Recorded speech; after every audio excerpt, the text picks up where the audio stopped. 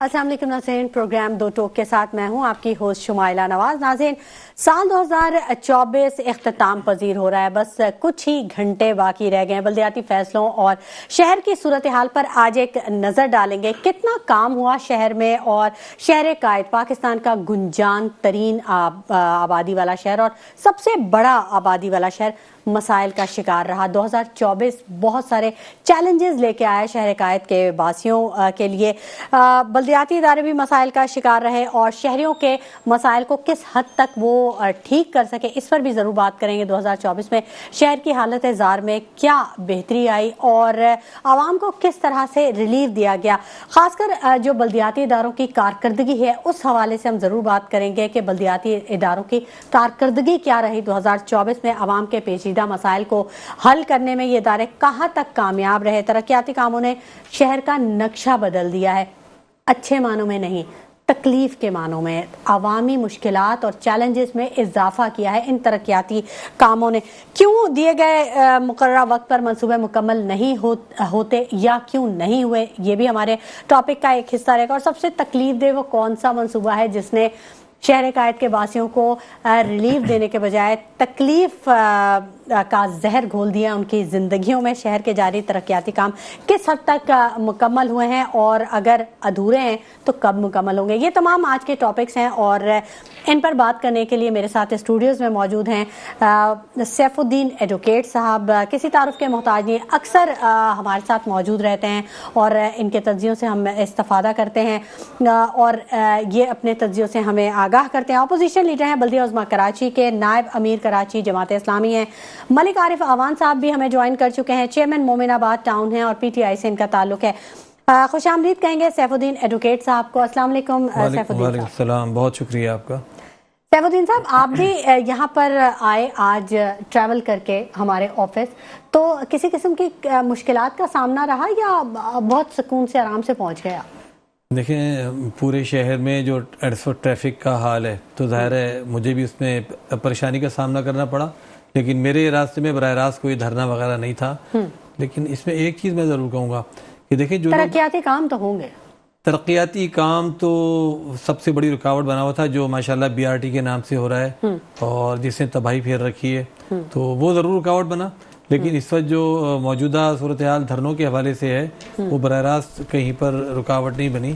एक मैं इसमें जुमला कहना चाहूँगा, देखें कि ये हमें ज़रूर देखना चाहिए कि जो लोग धरना देके बैठे हुए हैं वो भी किसी तकलीफ का शिकार हैं। देखिए, धरना देना भी आसान काम नहीं है, एहतजाज हक है, हक है। इतनी सर्दी में ये लोग बैठे हैं धरना देके, तो हमें ये भी देखना चाहिए कि आखिर ये मसला हल क्यों नहीं हो रहा और ये लोग इस परेशानी में जो बैठे हैं आखिर इनका मसला कौन हल करेगा। ठीक है, बिल्कुल, रियासत इस पर भी बात कर रही है और ज़रूर हल करेगी इनका मसला भी, और रियासत है होती ही है आवाम के मसाइल को हल करने के लिए। ये तो आज का टॉपिक नहीं है, लेकिन बहरहाल आपने कहा तो ज़रूर इसको भी कंसिडर करेंगे। लेकिन आज जो हम बैठे हैं यहाँ पर, तो हमारी कोशिश ये है कि उन बुनियादी मसाइल को ज़रूर सामने लेके आए जो कि पूरे साल को अहाता किए हुए हैं। शहर कायद के वासियों को साल के शुरू से लेकर अब तक जिन मसाइल का सामना रहा, कहाँ तक आप लोग कामयाब हुए उन मसाइल के हल के लिए? देखिए, दुनिया ज़माने में जब नया साल आता है तो लोग गुजरे हुए साल की जो कामयाबी हैं उसका जिक्र करते हैं और परेशानियों का भी जिक्र होता है, लेकिन दुनिया में बिलअमूम जो जिक्र होता है वो कामयाबियों का ज़्यादा होता है और पूरी दुनिया आगे की जानिब बढ़ रही है और जिस मुल्क को भी देखें आप वो आगे की जानिब बढ़ रहा है। ठीक है, लेकिन बदकिस्मती से हमारा मुल्क और बिलखसूस जो हमारा शहर कराची है उसमें जो कहते हैं ना कि ए नए साल बता तुझ में नया क्या रखा है, तो हमारे लिए तो यही बात है कि नया साल आता है लेकिन वो पुराने साल से बदतर ही होता है। और गुज़िश्ता साल आप देखें जो 2024 गुजरा है, जराइम के लिहाज से आप देखें तो उरूज पे जराइम रहे और 44,000 से ज़्यादा मोटरसाइकिलें छिनी हैं इस एक साल में और 700 के करीब जो हैं लोग इसमें जो हैं मारे गए हैं जराइम के अंदर।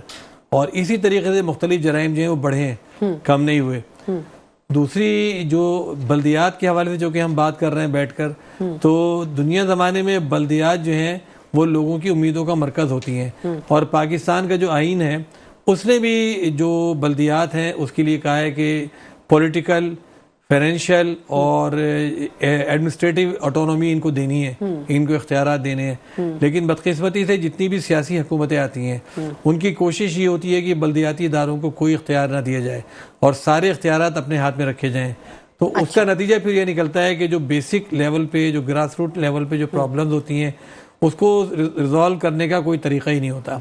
फिर हमारे यहाँ इतनी ज़्यादा पॉलिटिकल विक्टिमाइजेशन है और इतनी ज़्यादा पोलराइजेशन है कि हमारे जो भी आदमी हुकूमत में आ जाता है वो काम नहीं करता दूसरे का, और वो सारे के सारे इख्तियारात और सारे के सारे वसाइल जो है वो अपने हाथ में रखने चाहता है। अच्छा। कराची में अब जो सूरत हाल है जमात इस्लामी के लिहाज से तो ये साल बहुत अच्छा था। अल्हम्दुलिल्लाह जमात इस्लामी ने जो हक दो कराची की एक तहरीक शुरू की हुई थी उसकी कामयाबियाँ लोगों के अंदर, उसके असरात बढ़ते चले जा रहे हैं। बुनियाद इसमें थोड़ी सी मुझे बात पूरी करने दें। देखिए इससे बुनियादी तौर पर जो चीज़ थी ना वो ये थी कि कराची के लोग नाउमीद हो चुके थे। कराची के लोग ये समझते थे हम लावारिस हैं और अब हमें कोई लीड करने वाला नहीं है। लेकिन हाफिज नईम रहमान साहब ने हक दो कराची की जो मुहिम चलाई उसके नतीजे में कराची के लोगों में एक उम्मीद पैदा हुई। कराची के लोगों ने जमात इस्लामी को सपोर्ट किया और जमात इस्लामी कराची की सबसे बड़ी पार्टी बनी। अच्छा, ठीक है, ठीक है। जो हुकूमत है, हर हुकूमत की ये कोशिश है कि वो इख्तियारात अपने हाथ में रखे। ये कहना था सैफुद्दीन एडवोकेट साहब का। मलिक आरिफ अवान साहब ने भी हमें ऑन कॉल ज्वाइन कर लिया है, उनको भी खुश आमदीद कहेंगे। अस्सलाम वालेकुम मलिक आरिफ अवान साहब। कैसे हैं आप? अल्हम्दुलिल्लाह मलिक आरिफ अवान साहब, बिल्कुल आप सबकी जो कोशिशें हैं, शहर कायद के बासी हम समेत सब बहुत अच्छे हैं। कई चैलेंजेस का सामना कर रहे हैं आपकी तमाम कोशिशें बर आने के बाद। मसाइल लेकिन हल नहीं हो रहे हैं मलिक अवान साहब। जैसा कि अभी सैफुद्दीन एडवोकेट साहब ने भी कहा कि कोई भी हुकूमत आती है और वो ये चाहती है कि इख्तियारात वो अपने हाथ में रखे। तो आप समझते हैं कि ये हर हुकूमत पे ऐसा ही है? पीटीआई की भी हुकूमत आई, क्या यही सूरत हाल थी?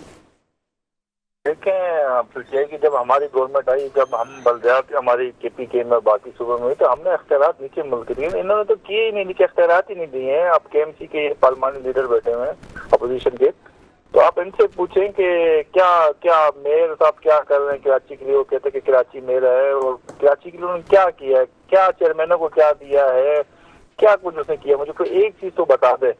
सारी वो पुरानी स्कीमें उन्होंने की हुई हैं, जो पहले से वो जो वफाक से फंड आए तो वही काम हो रहे हैं। कोई नई स्कीमें नहीं दी इन्होंने, अपनी किसी दूसरी चेयरमैनों को नहीं दी है। टाउन इनके जो अपने लागले हैं उनको कुछ कर रहे हैं। ये तो जो अगर जमात इस्लामी और हम पीटीआई के लोग कर रहे हैं, ये तो हम अपने हैसियत अपने जोर ताकत से हम जो चीजें रिकवरी करके जो टैक्स कलेक्शन करते हैं उस चीजें से हम अपने लोगों को वो कर रहे हैं। बाकी माजूद है जिनकी गवर्नमेंट उन्होंने तो कराची के लिए कुछ भी नहीं किया, ना इससे पहले वालों ने कुछ किया, ना आज वाले कुछ कर रहे हैं। अच्छा, ठीक है। 2024 के साल को आप कैसे देखते हैं? शहर कायद के बासियों के लिए कैसा रहा ये साल? जो आवाम के मसाइल थे उनको हल करने में आप कितना कामयाब हुए? देखिए, हम तो देखो बल्दियाती नुमाइंदे हैं ना। देखो बल्दियाती नुमाइंदे तो अपनी बल्दियात की चीजें देख सकते हैं। हम अपने मैं टाउन को देख सकता हूँ, जैसे मेरे भाई सामने बैठा था अपने केएमसी की चीजों को देख सकते हैं। लेकिन मेरे नजर में 2024 तो कराची के लिए बहुत बुरा गुजरा है, क्योंकि कराची के कोई पैकेज बड़ा नहीं दिया गया, ना वफाकी साइड से कोई कराची को मिला है, ना सिंध गवर्नमेंट की साइड से किसी को कोई नई स्कीम जो पैकेज मिला है। तो मैं तो कहता हूँ कि कराची के अवाम को कुछ नहीं किया इन गवर्नमेंट ने 2024 के अंदर। अच्छा, तो आप जो बल्दियाती मसाइल थे, अब आप मोमिनाबाद टाउन के चेयरमैन हैं, आपने अपने इलाके के मसाइल हल किए, आपने वहाँ पर कुछ कामयाबियाँ हासिल की, जो वहाँ के लोगों को शिकायत थी उनको दूर किया? नहीं, देखिए शिकायत बिल्कुल जो हमारे बस में होती है, हमने शिकायत हम फौरन हम करते हैं। और वो जैसे अब हमारे यहाँ स्कूल कुछ सही नहीं थे, स्कूल हमने सही किए। जो गैर हाजिरी थी, जो सियासी जमातों के लोग वैसे 2 नंबर तरीके से भर्ती की हुई तो उनकी सैलरी जाए, तो उनमें काफी चीजें हमने की उससे वो की है। लेकिन ये चीजें तो चलो बुनियादी मसाइल है। लेकिन आप ये देखें ना कि एक बैकवर्ड एरिया के चेयरमैन हो जो जिसके टाउन में कुछ चीजें भी ना हो, तो आप उसको इग्नोर करो। या किसी और किसी के टाउन, इस तरह के कई टाउन जमात इस्लामी के पास भी होंगे, कुछ इनके अपने टाउनों के पास भी होंगे। ये ट्रस्ट ही नहीं करते हैं जो बैठे हुए जो सिंध गवर्नमेंट में हुक्मरान बैठे हुए और जो मिनिस्टर जो है, जो सेक्रेटरी है, उनको तवज्जो इन चीजों से नहीं है। वो बस खाली अपनी आते हैं, मीटिंगें करते हैं, लोगों से बस बातचीत करते हैं, उनको आवाम की परवाह ही नहीं का हल्के में क्या हो रहा है, किसी के क्या, कराची के लिए कुछ है, कराची में पानी का कोई निजाम नहीं, टैंकरों में पानी है, आए दिन एक्सीडेंट हो रहे हैं, कोई पूछने वाला नहीं है, आए दिन डकैती हो रही है, कोई पूछने वाला नहीं है। SHO अपनी मर्जी की लगाते हैं, SSP इनकी अपनी मर्जी की लगते हैं। ऐसी सारी इनकी क्या की है इन्होंने कराची के लिए? मैं तो इनको कई प्रोग्राम, कई टॉक शो में कहता हूँ कि आप मुझे कोई एक काम तो गिनती करके बता देंगे हमने कराची के लिए अच्छा काम किया है। अब मेयर साहब पे बड़ी लोगों की उम्मीद थी, मतलब जिस मैंडेट से आए आपको सबको पता है, लेकिन उन्होंने भी मेरे ख्याल में कराची के लिए एक उन्होंने भी कहा मलिक आरिफ अवान साहब, लेकिन जो पूरा शहर है, पूरे शहर में तरक्याती काम जारी हैं, तो ये तो बहुत बड़ा काम है। मतलब सिंध गवर्नमेंट की जानिब से इतने सारे प्रोजेक्ट्स का लॉन्च होना आवाम की सहूलत के लिए किया है ना उन्होंने, कि वो आवाम को रिलीफ दें जब ये सारे मंसूबे बन जाएं, अगर बने। मेरे ख्याल में मलीर एक्सप्रेस के अलावा कोई बड़ा काम मुझे लगता है कि अभी तक मेरे नॉलेज में नहीं है। अच्छा। कोई उन्होंने कोई आवाम के लिए अच्छा काम किया और जो पसमानदा इलाके उनके लिए कोई उन्होंने स्कीमें की हो, मुझे तो नहीं लग रहा। और ये मेरे साथ भाई बैठे हैं, आप इनसे पूछ ले कि आज इनके कोई यूसी चेयरमैन को कोई फंड के कोई चीजें दी गई हैं। अच्छा, तो ये जरा बता दें, मुझे तो नॉलेज में मेरे अभी तक उन्होंने। चले सैफुद्दीन साहब से पूछ लेते हैं। सैफुद्दीन साहब, मलिक आरिफ अवान साहब को तो बड़ी शिकायत है, वो तो कहते हैं कि इख्तियारात भी, जैसे आपने कहा कि वो सब अपने हाथों में है और वो विल भी नहीं है शायद। देखिए मलिक साहब ने बिल्कुल ठीक बात की। और इस वक्त हकीकत ये है कि कराची के अंदर जो सूरत हाल है ना, अरबों और खरबों रुपए के टेंडर्स दिए जा रहे हैं, अखबारात के अंदर आ रहे हैं, लेकिन काम होता नजर नहीं आ रहा। पीपल्स पार्टी की हुकूमत 16 साल से है। देखिए, इनको 16 साल की हुकूमत का हिसाब देना चाहिए ना। कोई ये मेयर का एक दो दिन का नहीं, पूरे इख्तियारात इनके पास थे, पूरे वसाइल इनके पास थे। आप ये देखिए कि पानी के मसाइल कराची में जूं के तू हैं। टैंकर्स के जरिए पानी सप्लाई हो जाता है, लेकिन घरों में पानी नहीं आ रहा। सीवरेज के मसाइल पूरी कराची में जूं के तू हैं। हालांकि वाटर बोर्ड ने $1.6 बिलियन का कर्जा लिया है, ठीक है, लेकिन कोई प्रोग्राम वाटर बोर्ड के पास नहीं है कि इन गली मोहल्लों में मसाइल कैसे हल होंगे। पूरी कराची की सड़कें टूटी पड़ी हैं। इन्होंने क्लिक के नाम से इदारा कायम किया, जिसका मकसद क्या था कि लिवेबल सिटी ऑफ कराची बनाना चाहते थे, ये समझे ना, competitive and liveable city of Karachi. लेकिन competitive and liveable city of Karachi का आप हाल देखिए कि इस वक्त कराची का क्या हाल है। BRT जो इन्होंने मंसूबा बनाने के लिए शुरू किया हुआ है, जो ये यूनिवर्सिटी रोड, आप उसकी हालत देखिए। कोई इन्होंने सब्स्टिट्यूट्स उसके नहीं दिए कि रोड्स जो है सही करे बराबर के, उसको खोद के डाल दिया है। उसको पूरा करने की कोई उम्मीद नजर नहीं आती कि कब पूरा होगा। दूसरी बात यह कि इसकी फिजिबिलिटी मैं कहता हूँ चेक करनी चाहिए कि इसकी फिजिबिलिटी क्या है, कितने लोगों को ये मंसूबा इतनी तकलीफ पहुंचाने के बाद कितने लोगों को कैटर करेगा। सही है ना। 3 दफा तो पानी की लाइन टूटी है और 84 इंच कुतर की जो जाहिर है 84 रेडियस का अगर पाइप टूटेगा तो क्या कैसे शहर को पानी सप्लाई, जो पानी सप्लाई हो रहा था वो भी बंद हो गया। अब आप देखिए कि पानी सप्लाई होना बंद हुआ, 3 मरतबा लाइन टूटी। मेयर कराची मुर्तज़ा वहाब साहब, उन्होंने बेशक कराची में जमात इस्लामी के मैंडेट पे कब्जा किया है, मेयर बन गए, लेकिन अपनी जिम्मेदारियां तो अदा करें। लेकिन आप देखिए कि बजाय इसके कि वो अपनी जिम्मेदारियां अदा करें, 3 मरतबा लाइन टूटी। वाटर बोर्ड की भी इसमें नाहली शामिल थी। वाटर बोर्ड क्यों नहीं इस वक्त जो है उसमें शामिल था इस काम को देखने के अंदर, लेकिन बजाय इसके कि वो इसको देखते, लोग जो मुजाहरा करने के लिए खड़े हुए, उन्होंने एक टैंकर का नल खोल दिया एहतजाजन। उस पर मुर्तज़ा वहाब साहब ने कराची के शहरियों को छिचोरा का और उनके खिलाफ मुकदमा दर्ज करा दिया। तो ये इनका आलम है। मेयर कराची इस वक्त Sindh solid waste management Karachi division के सदर हैं, चेयरमैन है उसके, लेकिन पूरी कराची में जो हाल कचरे का इस वक्त हुआ है, असल में क्या है कि पूरी कराची में एक माफिया मुसल्लत है। और ये माफिया जो है, ये सिस्टम जो है माफिया चला रहा है। इस वक्त वाटर टैंकर माफिया है, बिल्डिंग कंट्रोल अथॉरिटी माफिया है, इस वक्त जो बोर्ड ऑफ रेवेन्यू है वो माफिया है। इन सब माफिया का काम क्या है, बदतरीन करप्ट लोगों को पूरे सिंध से लाकर उठाकर कराची में मुसल्लत कर रहे हैं। इनका काम टोटल ये है, पैसे जमा करना है। अभी ये देखिए टेंडर्स आए, ये कई अरब रुपए के टेंडर्स हैं और इतने वेग टेंडर्स हैं कि आपको पता ही नहीं लगेगा ये काम कहाँ पे हो रहे हैं। मजेदार बात ये 1.5-2 साल हो गए टाउन बने हुए और ये टेंडर्स इन्होंने जो जारी किए हैं पुरानी यूनियन कमेटीज के नंबर लिखे हैं। अच्छा, आप सबूत लेके आए? मैं सबूत लेकर आया हूँ कि ये अभी ताज़ा तरीन इनका जो ये कारनामा है।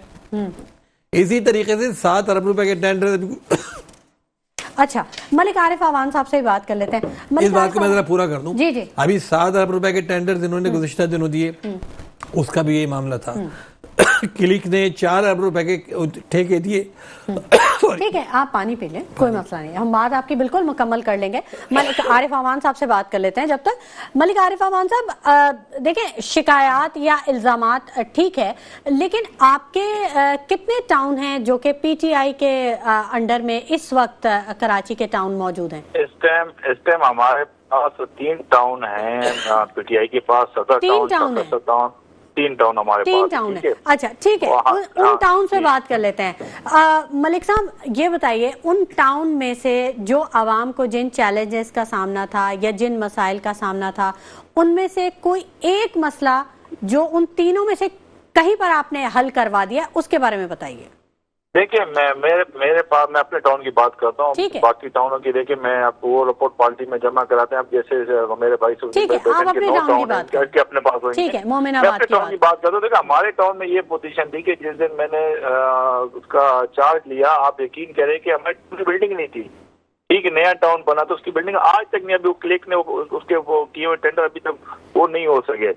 तो मतलब मैं जो बुनियादी मसाइल थे ना, जो मेरे पार्क जो मेरे गैराबाद पड़े हुए थे, मैंने पार्क मैंने उनके रेडी का अपने करवाए।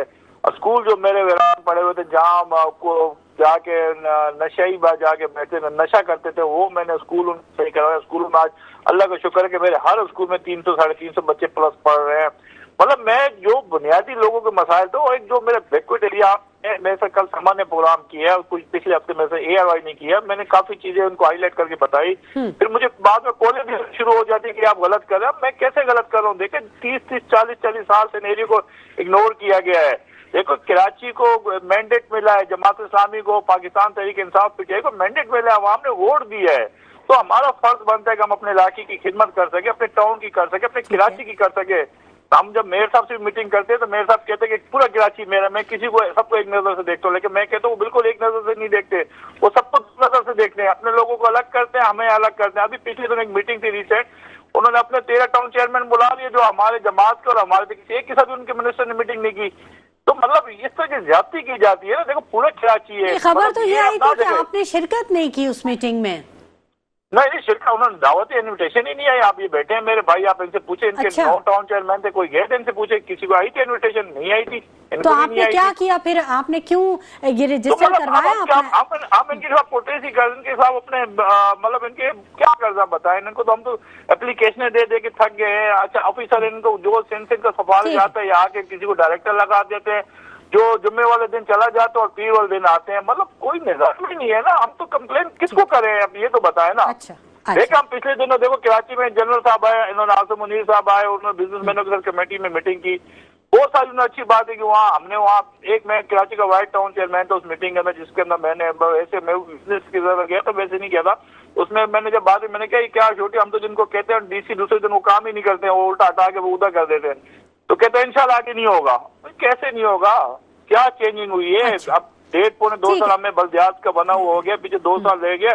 क्या डिलीवर किया बताएं ना, जमात इस्लामी की बेटे को बताएं कौन सा पैकेज दिया, कौन सी ग्रांट दी है, कोई एक ग्रांट बता दे। वो जो क्लिक का इदारा बनाया, मैं कहता हूँ उसमें भी कोई काम नहीं हो रहा। अभी 2 साल में हमारे एक टेंडर नहीं हुआ है, समझ आई? तो मैं तो मलिक आरिफ अवान साहब, आप हमारे साथ ही रहिएगा, और सैफुद्दीन एडवोकेट साहब आप भी हमारे साथ ही रहिएगा। नाज़रीन, गुफ्तगू का सिलसिला जारी रहेगा और आज मसाइल पर बात हो रही है, शहर कायद के बल्दियाती इदारों की कारकर्दगी पर बात हो रही है। आप हमारे साथ ही रहिएगा, लेकिन वक्त हो गया एक छोटे से ब्रेक का, कहीं मत जाइएगा। नाज़रीन, गुफ्तगू के सिलसिले को हम आगे बढ़ाएंगे और बात हो रही है बल्दियाती इदारों की कारकर्दगी और शहर कायद के वासियों के मसाइल के हवाले से कि 2024 का साल कैसा रहा, इन मसाइल को किस हद तक कम किया गया या शायद अगर कोई मसला हो जिसे हल भी कर लिया गया हो। सैफुद्दीन एडवोकेट साहब हमारे साथ स्टूडियोज में मौजूद हैं और उन्होंने हमें बताया कि बहुत काम करने की ज़रूरत है, लेकिन काफ़ी मसाइल हल भी हुए हैं। अच्छा, कुछ चीज़ें तो हमने भी देखी, पार्क्स वगैरह पे कुछ काम हुआ और वहाँ पर पौधे वगैरह भी लगाए गए, आपने वहाँ पे काम किया, ठीक है, बहुत अच्छी बात है। लेकिन जो रूट कॉज है ख़ास तौर पे भिखारियों के हवाले से और नशइयों के हवाले से, क्योंकि जो बुनियाद गटर के ढक्कन वो उठा के ले जाते हैं, ब्रिजेस पे के सरिये वो निकाल लेते हैं, होर्डिंग्स के सरिये निकाल लेते हैं, तो इन पार्क्स के अंदर जो चीजें होती हैं उनको वो ले जाते हैं। इन पे कोई काम हुआ रूट लेवल पे? देखिए, अब ये बताइए कि ये सब जिम्मेदारी किसकी है? हुकूमत सिंध की है ना। पूरा अमन अमान की जिम्मेदारी उसकी है। अगर ये भिखारी सारे शहर में घूमते हुए नजर आ रहे हैं, नशई पुलों के सरिये निकाल के ले जा रहे हैं। अभी जो एयरपोर्ट जाने वाला पुल है उसके सरिये निकाले, उसको दोबारा बनाना पड़ा काफी हिस्से को उसके। तो हुकूमत सिंध कहाँ है? वो पुलिस कहाँ है जो आपने हजारों की तादाद में भर्ती किए हैं पुलिस वाले, वो कहाँ हैं? देखिए, बात यह है कि हुकूमत की कोई रिट नजर नहीं आती। मैं जो आपसे कहता हूँ कि मौजूदा जो हुकूमत सिंध है, आप देखिए कि सिंध में आप दाखिल हो, आप पंजाब से आ रहे हो, किसी भी शहर से आ रहे हो, आप सिंध में दाखिल होंगे, आपको अंदाजा हो जाएगा कि आप सिंध में दाखिल हो गए हैं। आपको मतलब उजाड़, बियाबान, टूटी सड़कें, गंदा हर चीज आपको नजर आनी शुरू हो जाएगी। कराची जैसे शहर के अंदर आप देखिए, मैं आपको भी यही तो बता रहा था कि कराची में जराइम की आप इंतहा देखें ना, खुद जो गवर्नमेंट की रिपोर्ट्स हैं उसको देख लें कि 40-40, 50-50 हज़ार गाड़ियां, मोटरसाइकिलें चोरी होना, सैकड़ों लोगों का डकैती की वारदातों में मारे जाना। फिर ये भिखारी ये तो सारा का सारा देखिए, ये पूरा एक माफिया है। ये भिखारियों को कौन खड़ा करता है? भिखारियों की मजाल है कि वो खड़े हो इस तरह। ये पूरा एक माफिया है। इन भिखारियों से बाकायदा जो है पैसे लिए जाते हैं। ये जो अभी देखें वज़ीर आला साहब ने ऐलान किया था कि कराची से एनक्रोचमेंट का हम खात्मा करेंगे, और बढ़ गई, सिर्फ रेट बढ़ गए, वरना कहीं से भी एनक्रोचमेंट साफ नहीं हुई। तो कोई भी मतलब ना काम करने की विल है, ना कोई काम करना चाहते हैं, ना कोई उसकी प्लानिंग है, ना कोई विजन है। कराची जैसे बड़े पाकिस्तान का सबसे बड़ा शहर, पाकिस्तान का सबसे ज्यादा रेवेन्यू देने वाला शहर, दुनिया का 5वां बड़ा शहर, इसका ये आलम है कि इसमें हर चीज़ की किल्लत है। देखिए ना, पिछले साल गुजर गया, हमें कुछ तो उम्मीद होती कि नया साल आएगा तो इसमें शायद पानी का सूरत हाल बेहतर हो जाएगी, सीवरेज की बेहतर हो जाएगी। हर चीज की किल्लत तो नहीं है। आप देखें, गर्द यहाँ वाफिर मिकदार में है, या कूड़ा कचरा वाफिर मिकदार में, मतलब आप कैसे कह सकते हैं? करप्शन बहुत है माशाल्लाह। तो मतलब ये 2-3 चीजें तो आप खुद भी जानते हैं, ये बहुत है। तो किल्लत तो किसी चीज की नहीं है। अगर देखा जाए तो बाकी चीजें भी वाफिर मिकदार में हो सकती है। इस कराची के अंदर अब हमारे पास 9 टाउन्स हैं, 87 यूनियन कमेटीज हैं। अब ये तो जजीरे हैं। अगर KMC काम नहीं करती, हुकूमत सिंध काम नहीं करती, तो आप ठीक है अंदर इंटरनल काम आप कर लें, आप पार्क ठीक कर लें, आप छोटी सड़कें ठीक कर लें, आप लाइट्स ऑन कर दें, लेकिन कराची की बड़ी सड़कें अगर टूटी हुई होंगी, कराची के बड़े पार्क्स अगर उजड़े हुए होंगे, कराची में अगर क्या कहते हैं ट्रैफिक का निज़ाम नहीं होगा, मास ट्रांजिट सिस्टम कोई नहीं होगा। देखिए, नेमतुल्लाह साहब के दौर में मैं उनके साथ भी था, तो मास ट्रांजिट सिस्टम पूरा तैयार किया गया था। उस मास ट्रांजिट सिस्टम का क्या पूरा एक प्रोग्राम था कि कराची में कहाँ पर जो है अंडरपासेस बनेंगे, कहाँ पर ब्रिजेस बनेंगे, कहाँ एलिवेटेड रोड्स बनेंगी, कहाँ ट्राम चलेगी, कहाँ पर सर्कुलर रेलवे चलेगी, उसका पूरा प्लान था।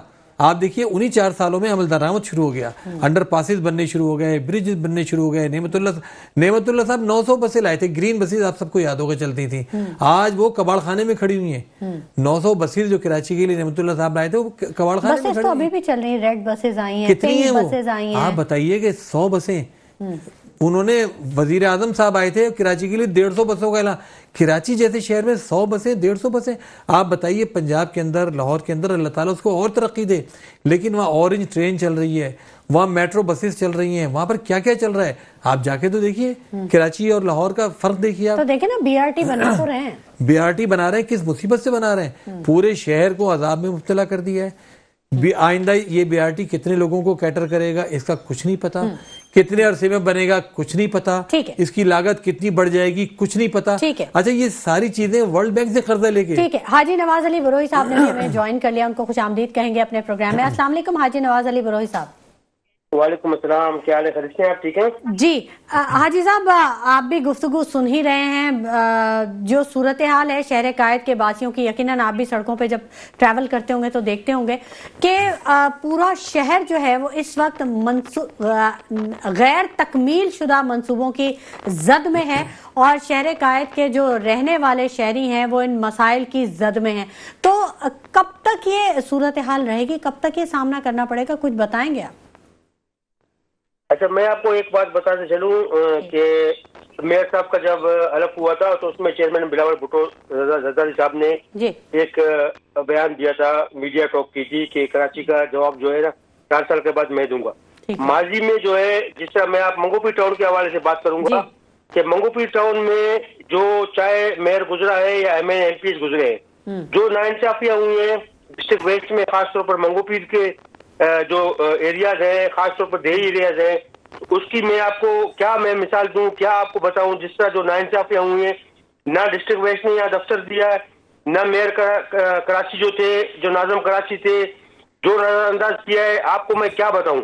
लेकिन अल्हम्दुलिल्लाह आज पाकिस्तान पीपल्स पार्टी और मंगोपीर टाउन का एक तोहफा दिया है हमें, और मंगोपीर टाउन को लेके मैं आपको एक मिसाल दूं, कल हमारा CM साहब का विजिट है कराची, जिसमें वेस्ट, केमाड़ी और सेंट्रल के एरियाज, जिसको पानी का एक दूसरा कैनाल का मंसूबा देने जा रहे हैं। बहुत बड़ा प्रोजेक्ट है, जिसकी कल जो है CM साहब विजिट पे आ रहे हैं।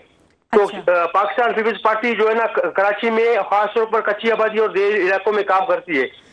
बाकी जो गुजरे हैं उन्होंने नवाज अली बरोई साहब, कता कलामी की माजरत जानना चाहूंगी, ये कोई मंसूबा मुकम्मल हो रहा है, उसके लिए वो CM साहब कल आ रहे हैं या किसी मंसूबे का इफ्तिताह करने आ रहे हैं?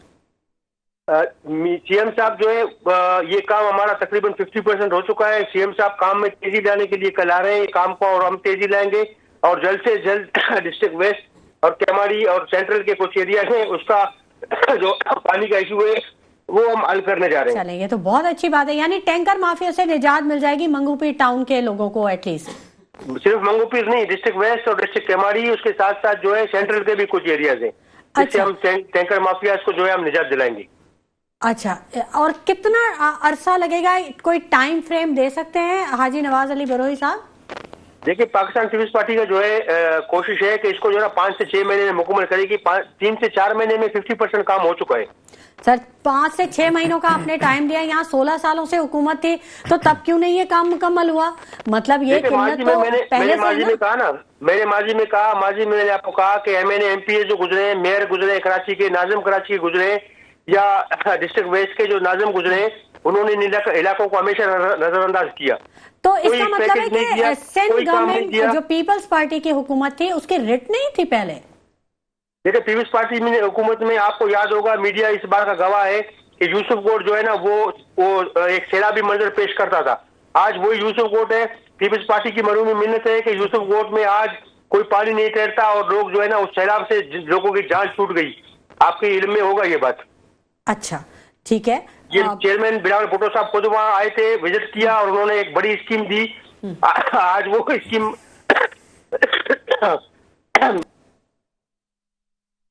मौसमी बुखार वाला खांसी है। अच्छा, चले, अल्लाह ताला आपको सेहत दे। तो फिर उस स्कीम का क्या हुआ? वो स्कीम तकरीबन 90% फाइनल हो चुका है। गुज़िश्ता अभी हालिया जो बारिशें हुई हैं, गुज़िश्ता बारिशें हुई हैं, आपको आपके चैनल जो है ना इस बात की गवाह है। कितने घर बना के दिए वहाँ पे मुतासरीन को? वहाँ पे मुतासरीन के जो है जो भूखे थे उनको निजात मिल गया, एक अजाब से, एक डूबने से। और आज वहाँ पे 72 इंच की जो सेवेज की लाइन है, उसके साथ साथ जो है ना एक बहुत बड़ा नाला तामीर किया गया है और उसका काम अभी प्रोसेस में है। नाला तकरीबन 100% मुकम्मल हो चुका है।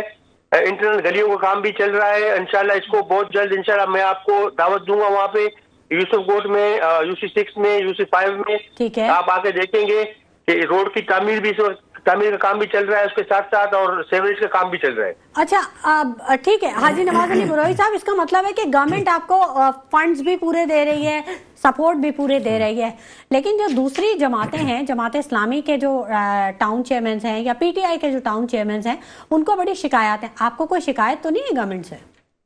देखिए, बात यह है कि फंड्स का रोना सब रो रहे हैं। बात यह है कि जो OJT शेयर है टाउन्स के, वो सबको बराबर के मिल रहे हैं, किसी का OJT शेयर रोका नहीं जाता है।